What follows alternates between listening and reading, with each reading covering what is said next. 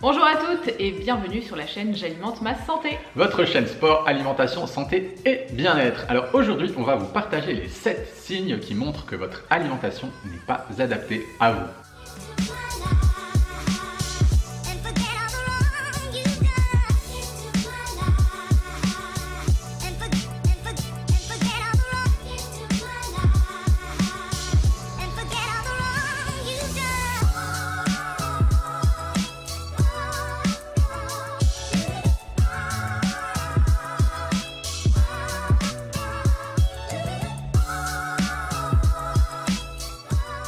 Alors comme vous le savez, nous on est des personnes qui prônons le fait d'écouter son corps. Et en général quand on dit des choses comme ça, la plupart des gens nous disent « Oui mais Céline, Pierre, moi je ne sais pas écouter mon corps ».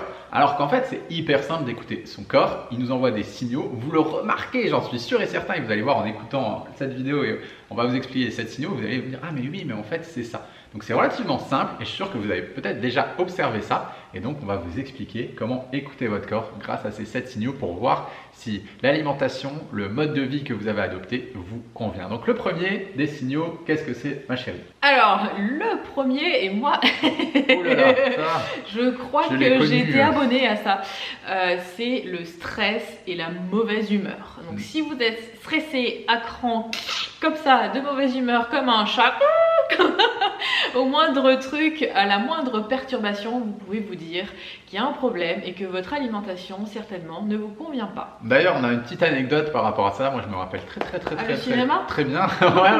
Ouais, il y a celle-là, puis on a une autre aussi, mais voilà.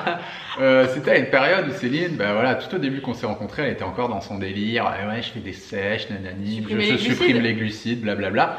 Et elle était absolument exécrable à ce moment-là. Et à chaque fois qu'elle était en mode je sèche, je supprime les glucides, moi j'allais m'enfermer dans ma chambre. Je disais écoute, voilà, on se parle pas, on se voit pas. Je mangeais 1 heure après elle ou 1 heure avant elle parce qu'elle était exécrable. Et dès qu'elle râlait, qu'elle se mettait en colère, moi je disais t'as pas arrêté les glucides, toi, qu'est-ce qui t'arrive? Et en général, je tombais droit dans le mille, elle avait arrêté les glucides.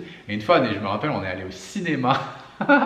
C'était incroyable, elle était en mode low carb de chez low carb, elle était dans ces trucs. Et il y a un couple derrière nous, on regardait un film avec la petite, je me rappelle, et il y a un couple derrière nous qui arrêtait pas de parler. Et elle s'est levée, elle a commencé à leur hurler dessus. Je l'ai pas reconnu, je dis mais qu'est-ce qui lui arrive? Et en fait, du coup, c'est parce qu'elle était sous-alimentée, ou en tout cas, voilà, parce qu'alimentairement parlant, ce qu'elle faisait, ça lui allait pas du tout. Ensuite, le deuxième point, c'est tu vas prendre et perdre du poids sans arrêt. En fait, tu es dans ce schéma, ah j'ai pris 3 kilos, vite, vite, vite, restriction, oh là là, machin, hein. C'est que forcément ton alimentation ne te convient pas.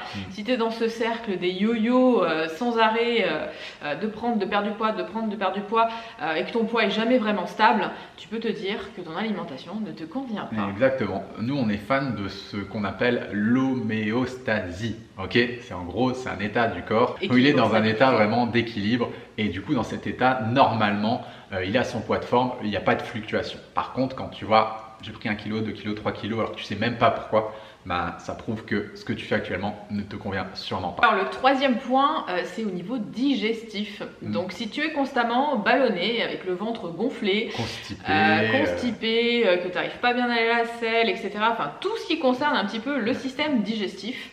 Pour moi, c'est que ton alimentation n'est pas non plus adaptée à toi. Alors quatrième point, là c'est plus quelque chose dont tu vas pouvoir parler toi. Ouais, quatrièmement, c'est le cycle hormonal de la femme. Donc si le cycle est perturbé, si la personne par exemple n'a plus ses règles régulièrement, absence de règles, voire aménorrhée, syndrome prémenstruel, grosse douleur avant les règles, etc. C'est certainement aussi que ton alimentation n'est pas adaptée, qu'il y a beaucoup d'inflammation, ou alors que l'alimentation est trop restrictive. Voilà, et souvent on voit des danseuses professionnelles, etc., qui mangent pas assez, qui font énormément de sport et du coup qui perdent complètement leur cycle, qui n'ont plus du tout leurs règles. Donc ça doit être un point pour moi qui doit être important et qui doit t'alerter sur le fait que ton alimentation n'est pas adaptée. Alors le cinquième point, c'est le fait d'être omnubilé par la nourriture, d'avoir une charge mentale autour de la nourriture qui est omniprésente. Ça, c'est vraiment un symptôme qui prouve que l'alimentation, elle n'est pas adaptée. Quand vous avez une alimentation qui est adaptée à vous, la charge mentale, mentale en fait autour de l'alimentation, elle s'en va complètement. Ça devient naturel, on n'y pense plus, on sait ce qui est bon pour nous, on le fait et puis c'est ok.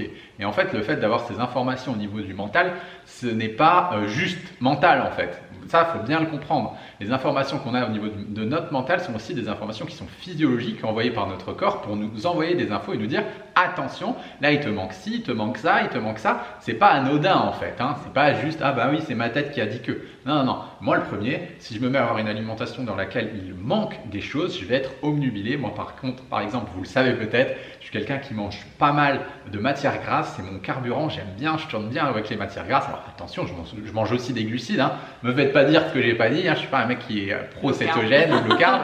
Mais en tout cas, j'ai besoin d'une bonne quantité de graisse parce que ben voilà, je sais que j'ai un système hormonal et nerveux qui en demande beaucoup. Et je sais que si j'en mange pas suffisamment ou que je fais une alimentation qui ne me convient pas et où il y a très peu de graisse, eh ben je vais penser tu vas rêver tout de le gras. temps. Je vais rêver de beurre de cacahuètes, je vais rêver de chocolat, je vais rêver de gras. Donc ça, c'est vraiment super important et c'est un super révélateur. Qu'est-ce qu'il y a dans votre tête? Par quoi vous êtes occupé? Le 6e point, ça va être le sommeil.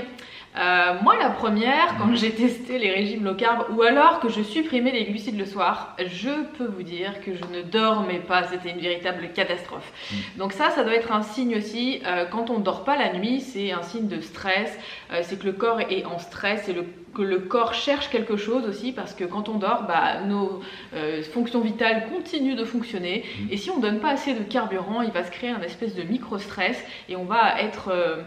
on va dire comme en semi-sommeil, on va pas avoir un vrai sommeil profond, on va avoir plein de micro-réveils aussi dans la nuit et puis on sent que le matin on a dormi mais qu'on n'est pas super bien reposé, apaisé et qu'il nous manque des heures de sommeil. Exactement, alors il y a une phrase qui peut paraître complètement bête que je vais vous dire, mais il faut avoir de l'énergie pour bien dormir. Oui. Il faut avoir de l'énergie pour avoir un sommeil réparateur. Ça peut paraître complètement être un contresens, mais voilà, si on veut un sommeil de qualité, si on veut un sommeil réparateur, le corps a besoin de ne pas être dans un état de stress physiologique et de pouvoir se dire c'est bon, je sais que j'ai tout ce qu'il me faut pour que je puisse me réparer et c'est ainsi que je vais bien dormir, comme le disait Céline. Moi je sais que c'est pareil, voilà, on est tous les deux pareils, donc je pense pas que ça toutes les personnes que j'ai accompagnées, c'est la même chose aussi. C'est voilà, si on ne donne pas ce qu'il faut à notre corps ou que notre corps il manque de quelque chose, eh ben, on est beaucoup plus propice à de l'insomnie ou à avoir un sommeil de piètre qualité. Donc ça, c'est un super symptôme aussi.